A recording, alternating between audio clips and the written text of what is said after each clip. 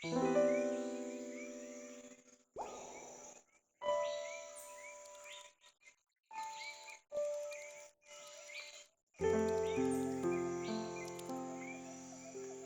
a time when forests and natural habitats are apparently being forced to make way for mining companies, we are looking at an iron ore mine that has made way for nature.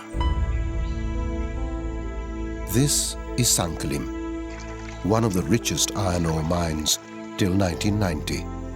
Sankalim is now reclaimed by afforestation and is today one of the richest green belts in the pristine state of Goa.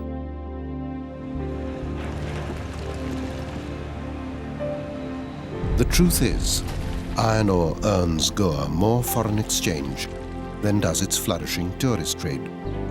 The truth is also, without iron ore, there can be no steel. And without steel, there can be no development. In fact, everything we see around us today, whether it's roads, bridges, railways, airports, ports, or even alternative means of power, need iron and steel. So the question is no longer whether we should mine iron ore or not. The question is, how then should we mine it? There is one company in India which seems to be doing things in perfect harmony with the needs of man and Mother Nature. Sesa, Goa.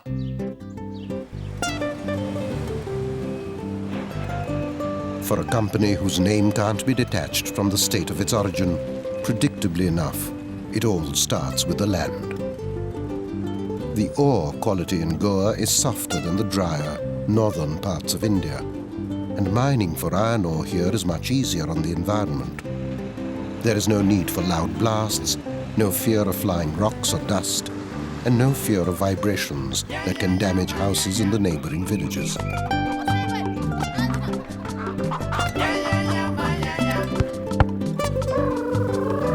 In fact, this is not the kind of laterite soil the regular mining company digs into. This is the kind of soil that's left behind as waste by most mining companies who scratch only the surface for high-grade iron ore. Sesa Goa mines for low-grade iron ore and then upgrades it so that the world can make high-grade pig iron and steel. This may not result in short-term profits, but it extends the life of a resource and makes mining more sustainable. Sustainable mining doesn't just mean following the norms. It means setting them. In 1996, Sesa Goa became the first iron ore mining company in the world to receive ISO 14000 certification for environment management systems of all its mines. In the year 2000, it pioneered the use of geotextiles for controlling erosion in waste dumps, a process which is now being followed by the rest of the mining industry in India.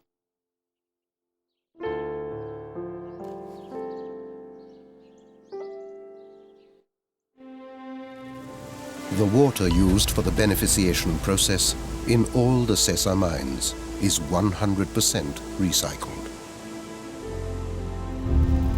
What's more, even the blast furnace gas from the pig iron plant and the waste heat from the metallurgical coke are not allowed to go waste.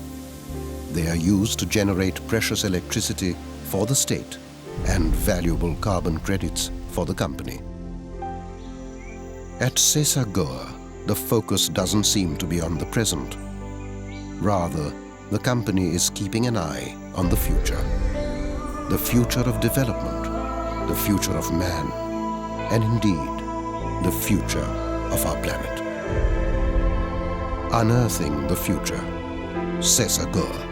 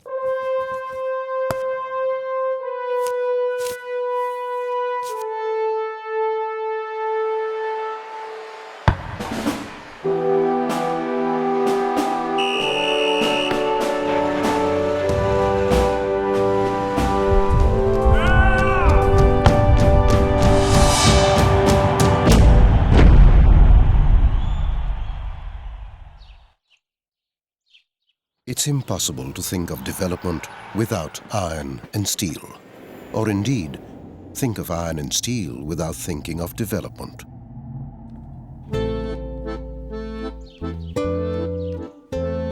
But unlike coal and petroleum, a large part of iron gets recycled within the economy. Old scrap iron often enjoys rebirths with the same core strength, just manifested in newer forms. The truth is, steel can stand tall for centuries, which is why a growing economy will always need fresh stocks of iron and steel. Iron ore mining requires detailed planning, a lot of hard work, and most of all, a keen sense of responsibility. One careless mistake can sometimes cause indelible damage. There's one company, however, which has gone about doing its job rather quietly over the last 6 decades, with responsibility on their shoulders and an eye on the future. Sesa, Goa. They may appear like 2 words, but they are inseparable. The relationship starts right at the ground level. Unlike the harsher and drier northern parts of India, the land in Goa is quite soft. Mining here doesn't need blasting. The nearby villagers can therefore feel completely safe.